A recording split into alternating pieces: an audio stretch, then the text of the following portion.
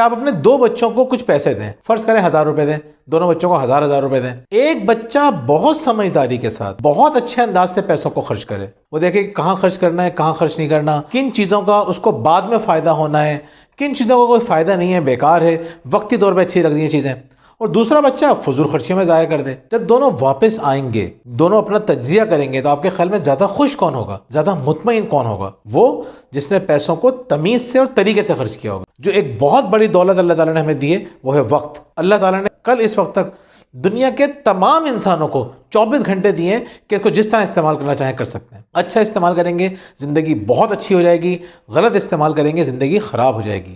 یعنی انسان کے پاس جو اصل دولت ہے وہ پیسہ نہیں ہے، وہ وقت ہے۔ آپ نہیں سنتے، آپ کہتے ہیں کہ میری زندگی بڑی خراب گزر رہی ہے، اس کا مطلب کیا ہوتا ہے؟ اس کا مطلب یہ ہوتا ہے کہ وقت اچھا نہیں گزر رہا۔ جب کوئی شخص کہتا ہے کہ میری زندگی بہت اچھی گزر رہی ہے، تو میری زندگی اچھی گزرنے کا مطلب یہ ہے کہ میرا وقت بہت اچھا گزر رہا ہے۔